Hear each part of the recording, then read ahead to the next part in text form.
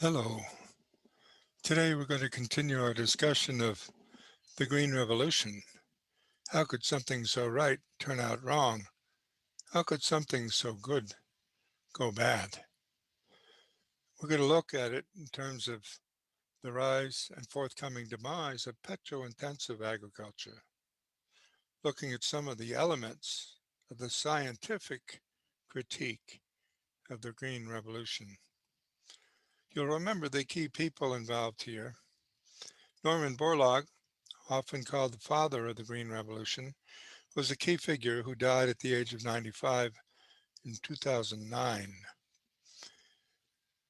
A leading scientific critic of the Green Revolution is Vandana Shiva, who was trained as a nuclear scientist, but became an ecological activist when she saw the impact of the Green Revolution on her own country in India. She's raised a series of issues, particularly leading to the emphasis that the way forward in agriculture and in the Earth's ecosystemic and climate issues is to focus on soil, not oil. Petro-intensive agriculture is the problem, not the solution. So we'll look at this in some detail and consider what we started out with last time, the tragic story of the modern world's love affair with the Green Revolution. As we mentioned, Norman Borlaug died in 2009, but leaving an enormous impact on all of late 20th century agriculture, and for which he received the Nobel Institute's Peace Prize. You recall some of the obituaries at the time, and it's worth replaying them to pause a bit on the particular aspects of his achievements, as well as some of the indications of the difficulties. Let's take a listen to the one that showed up in the American press on September 13th. This is Weekend Edition from NPR News. I'm Lynn Neary. Norman Borlaug, known as the father of the Green Revolution, died last night at his home in Dallas. He was 95 years old. Borlaug was an agricultural scientist who was awarded the Nobel Peace Prize in 1970 for his work fighting famine in third world nations. NPR's Dan Charles has this remembrance.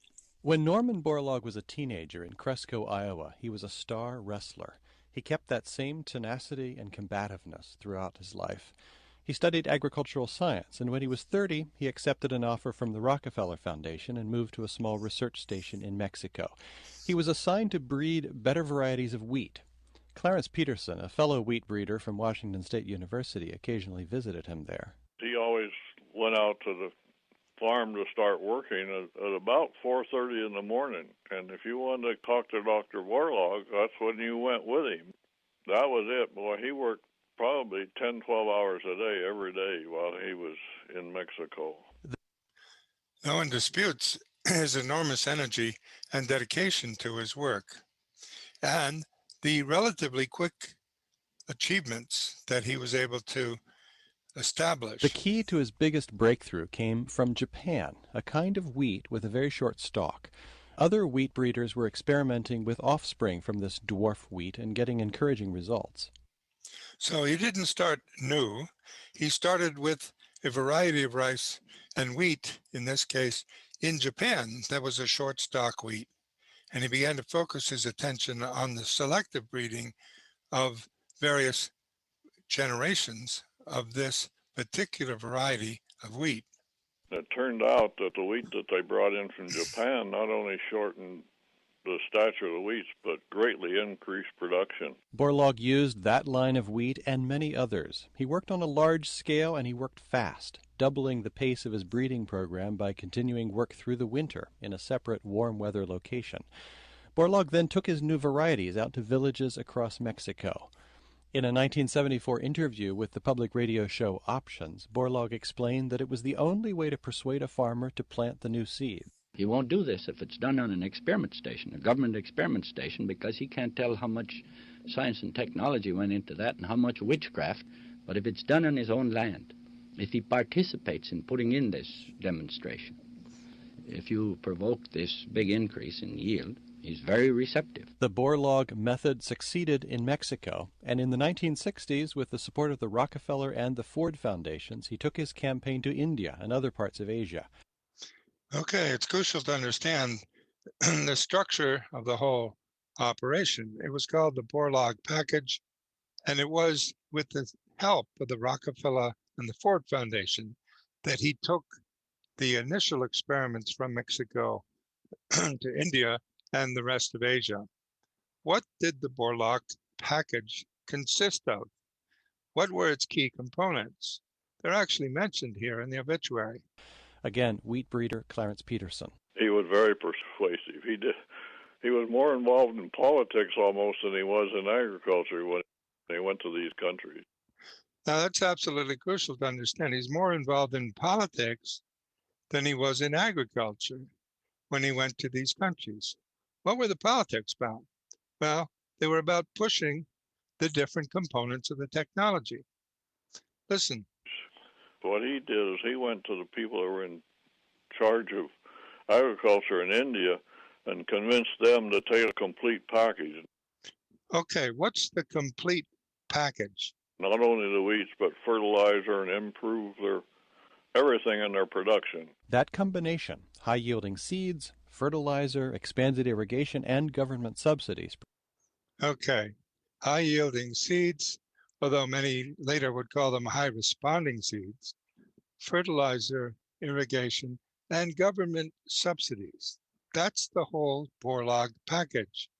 It doesn't work on just one of those components, just the seeds. It's a misnomer to call it a green revolution based on high-yield variety seeds. They're high-response variety, and they only respond to the whole package, the fertilizer, the pesticides that needed eventually, and of course the irrigation systems put in place with massive government subsidies. Produced the Green Revolution. Production boomed. Similar advances happened with rice farming.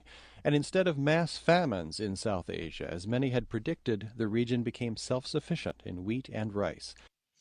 Well, that's a very interesting use of the term. The region became self-sufficient in wheat and rice. Well, perhaps in those two commodities. But was their agriculture self-sufficient? Not quite. It depended on enormous subsidies from outside not only India and Pakistan, where it was being tried, but from the whole region of Asia and South Asia, namely the fossil fuel subsidies, the irrigation systems, and the government loans that made these possible. Food self-sufficiency is not quite the only measure here. You've got to look at the food system self-sufficiency. That was not achieved. The food system became more and more dependent on external sources of petrochemicals. Well, you get the point. In fact, the British obituary, published the same day, back on the 13th of September 2009, had a different take on this, and it's a difference of emphasis, aware a bit more of the ecological and larger social problems that the Green Revolution implied. The American agricultural scientist Norman Borlaug, who was widely regarded as the father of the Green Revolution in the 1960s, has died aged 95. He was best known for his pioneering work developing high-yield, drought-resistant dwarf wheat, which dramatically increased food production in Asia and Latin America. But he became a controversial figure. Mike Fox reports. So even before the report, you get the framing up of it by the announcer in the BBC saying, but he became a controversial figure. Then the report elaborates why. From the Southland and the Droughtland come the wife and kids and me. And this old world is a hard world for a Dust Bowl refugee. It's very important to keep in mind that Borlaug regarded himself as a Dust Bowl refugee. That's a very interesting use of words at the time by Woody Guthrie, the folk singer. In fact, we talk of famine refugees nowadays, 70 years later. In fact, now we're close to 90 years later. And those climate refugees, Dust Bowl refugees, famine refugees are now more prevalent, not less prevalent, but more prevalent on the Earth's surface. Many would argue because of the Green Revolution. In any case, it was that refugee status and the combativeness that was born of his high school wrestling days that oriented Borlaug to a fight against hunger, as he called it. The Dust Bowl years in 1930s America that inspired Woody Guthrie's song scarred a generation. Norman Borlaug witnessed the devastation as he grew up on his parents' farm in Iowa. Many of their neighbors faced ruin as crops failed. During the worst of the Depression, my grandfather said, "You've got to get a university education. Look at the mess." He said, "If you get a higher education, these economic crises, social crises will come and go, but you can find a new pathway." He did much more than that. In the early 1960s, he helped set up the International Maize and Wheat Center in Mexico. He realized that developing short-stemmed varieties would mean the plant could put more energy into growing larger heads of grain. He quickly developed high-yielding, disease-resistant dwarf wheat, which boosted harvests in Latin America. He then negotiated for 60,000 tons of grain and fertilizers to be sent to India and Pakistan, which were facing widespread famine. Now, that's the Borlaug package. He negotiated for these tens of thousands of tons of fertilizer to be sent to India and Pakistan. It's not just the seeds. It's not just the Green Revolution in that sense. It's the Green Revolution in the sense of cash that was put forward, in this case by the US government, to provide for the inputs to the whole package, the fertilizer.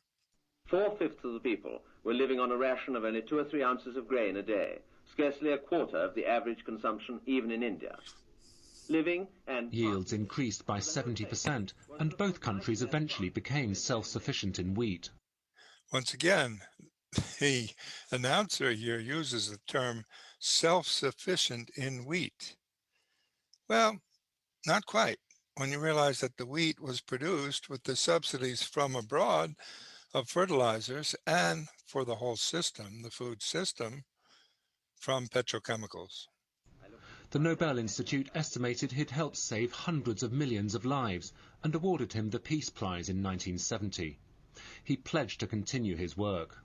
Obviously, I am personally honored beyond all dreams by this election, but the obligations imposed by the honors are far greater than the honor itself, both as concerns me personally and also the Army of Hunger Fighters in which I volunteered. There you get it stated very clearly in the Nobel address, the Army of Hunger Fighters, in which I volunteered. These are not ecologists. They're hunger fighters, and they're hunger fighters by using whatever equipment they can, especially the modern technologies of agriculture developed with tractors, fertilizers, pesticides, herbicides, and the like. Use whatever armaments you can to fight hunger, not to produce ecosystems that can sustain food production, but to maximize immediate yield to fight hunger. His work, however, has faced sustained criticism from environmentalists concerned about the effects of his intensive farming methods and their reliance on artificial fertilizers. May Won-ho is founder of Britain's Institute of Science in Society. What's wrong with the Green Revolution is that it created high responding crops, which need a lot of input, lots of water, lots of fertilizers, lots of pesticides. Okay, there you get it. Lots of inputs are required. lots of water through irrigation systems, lots of fertilizers, lots of pesticides. So, as you pointed out, they're high responding varieties, not high yielding varieties. They don't yield any higher than any other varieties if they're not provided with the other elements of what Borlaug's achievement became known as the Borlaug package: fertilizer, irrigated water, and petrochemical assistance. Herbicides, and it actually benefits the big growers. Now, this is a scientific critique of the sociological impact of the technology being used. Technology requires capital, therefore, it tends to favor those who have access to capital. The big farmers, the large farmers, with the ability to buy these inputs. People who can afford right from the beginning to purchase all this as a package, but it never benefited the small farmers. Okay, now you get the first sociological critique well articulated by the head of a Science and Society Institute, May 10, in England. Norman Borlaug argued that such methods in fact protected nature by reducing the amount of land needed for farming, and low-tech methods had led to the famines, according to him. He believed the biotechnology revolution was the natural extension of his own work. Okay, now he wasn't an engineer in the bioengineering sense of the word. He did not get involved in the genetically modified forms of agriculture that have emerged since, but he saw that as a logical extension of his own work, which was selective breeding. And he predicted that the easy-to-grow virtues of rice will be applied to other crops. Someone is going to take those key genes and put them into wheat, into oats, to barley, maize. These are things that will happen someday down the road. I won't be here, but it's going to happen when pressures are great enough. Okay, he foresees it happening when pressures are great enough. The question is, how did he see those pressures emerging, and how did those around him see it emerging? It's very instructive to look at excerpts of what people say about his work as well as himself, because his work was taken up by many people in different perspectives and with different motivations to achieve different goals. Take a look. Producing food for 6.2 billion people, adding a population of 80 million more a year, is not simple. We better develop an ever-improved science and technology, including the new biotechnology, to produce the food that's needed for the world today. Unfortunately, the humanitarian efforts of people like Dr. Borlaug are undermined by Greenpeace and other assholes. This guy pushes for strictly organic foods. Organic is the fastest growing sector of the food industry. It's estimated $11 billion worth of organic food will be sold this year. My name's Simon Harris, and I'm with the Organic Consumers Association. Organic Consumers Association would like to see organic and sustainable agriculture become the predominant form of agriculture. We think it's a viable option to the current system we have right now, and so we envision to have 100% organic in the next 50 years. These are utopian people that live on cloud nine and come into the third world and cause all kinds of confusion. Wow, this is very interesting. This is Norman Borlaug in the facilities of the Monsanto company, explaining why he thinks biotechnology is the next step from the Green Revolution, from selective breeding that he championed.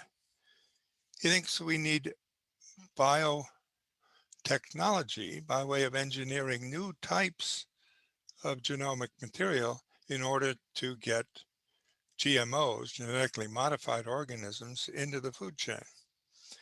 He feels that people who object to this are anti-scientific.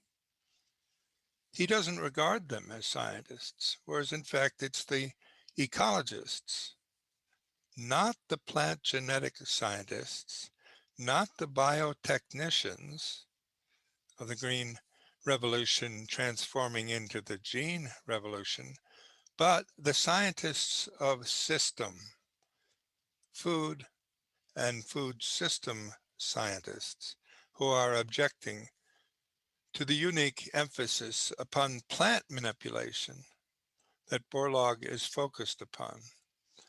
For him, as he says, these people who point this out are causing all sorts of confusion when they go into third world countries. Let's listen again. Cloud nine and come into the third world and cause all kinds of confusion and negative impacts on the developing countries. The environmentalists are pushing for efficiencies and improvements in every area, but in agriculture, they're pushing for us to turn the clock back. Biotechnology and these other technologies are looking forward to a brighter future. Now, who is this gentleman? He's not an agriculturalist, a biotechnician, or any of those things. In fact, he's an official at the Hudson Institute, a conservative think tank, who is trying to push these technologies as new forms of investment. Very interesting.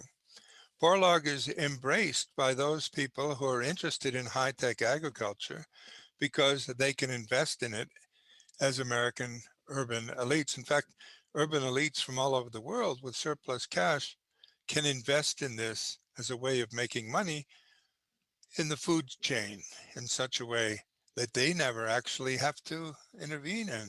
They never are farmers, but they're portraying anyone who opposes their investments as anti-scientific. A real brighter future. Throughout history, there has never been an abundance of food. All food is the product of technology. Apples, corn, tomatoes, all modified. Every food has been changed through selective breeding or grafting. For 10,000 years, each attempted improvement has changed the DNA of the plant. Now, some people are up in arms about changes in DNA. You know what? If you're able to get up and have food, you should celebrate. We should all dance about how much food we have. Why is anyone fighting food advance? A very small percentage of the world's population is fortunate enough to have the luxury of turning down food. Now, you get the point. They're talking about it in terms of food advance and science advance, right? Why are you against food advance? Now, this person isn't, in fact, a scientist of any kind, or in fact, a person who studies agriculture in any serious way. He's been hired as a publicist to do a drum roll for the Norman Borlaug approach. It's not fair to blame Norman Borlaug for the distortions that people like this present when they're talking about the Green Revolution. But it's precisely in the presentation of their material, which is factually very thin, very false in many cases, that the Green Revolution has become a cause to fight for or fight against in the agricultural sector. You can see this gentleman's point of view very clearly, and you can see how it becomes increasingly violent.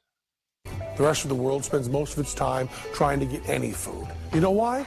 Technological problems. They got dirt, they got water, they got sun. They lack the technical ability to till or enrich the soil. They lack the machines to plant enough to feed their families. They lack the hybrid plants that produce more food per acre.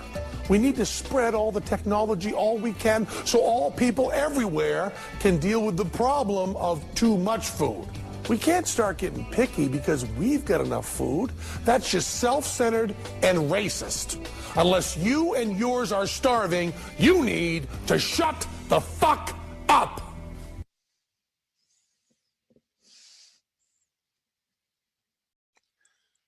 Well, unless you and yours are starving, you need to, politely put, keep quiet. Why? Well, because you're getting in the investments, the way of investments that make it possible to make money off of high yield variety agriculture, leading to population growth on a scale that humans have never seen before. This is not denied. In fact, never before and never again has anybody witnessed in the human history the tripling of population in one generation's lifetime. But the problem is pretty clearly seen from the point of view of the food system, not just the food supply. If you look at the food system as a whole, you'll see that the food problem, as we said, is part of the larger food population problem, and that in turn is part of the food population environment problem. And if you're going to address this in the long term, you're going to need a paradigm shift. You've got to move from being a hunger fighter to being a systems analyst, a systems restorer, an ecological restoration specialist. Was the Green Revolution a success story? Well, in one case, certainly it is in numerical terms, never before and never again. Was it a good idea? Well, if it got us addicted to the consumption of something we're running out of, oil, and fueled the population growth with seemingly no future self-limitation in sight, we're going to be in for a paradigm shift as the global planetary temperature keeps rising from our use of fossilized fuels and the detriments that they cause not only to the poor farmers, but to the entire food system as we become more and more dependent upon a resource we know is becoming more and more scarce. If, in effect, we cannot, the advocates of the Green Revolution cannot make this needed paradigm shift, if we collectively can't do that, then we can expect some very rude and costly disruptions in global food systems in the relatively near future. It's important to remember that of all the prizes he received and was quite proud of, it was the Nobel Peace Prize, not a Nobel Science Prize. The peace that was emphasized at the time was the peace between India and Pakistan because of a looming famine that was occurring or predicted to occur during the 1960s, which indeed his intervention seemed to have overcome, for which tens of millions of people stand to be very grateful. In addition, he received the U.S. Presidential Medal of Freedom and the U.S. Congressional Gold Medal, the highest awards ever bestowed upon civilians. But the total social, economic, political, and ecological impact needs to be assessed if we're going to get beyond this kind of techno-chauvinism that drove the hunger fighters. This is why people like Vandana Shiva have started writing books like this called The Violence of the Green Revolution. And she's talked about it at great length. It's worth listening. Let's take a look.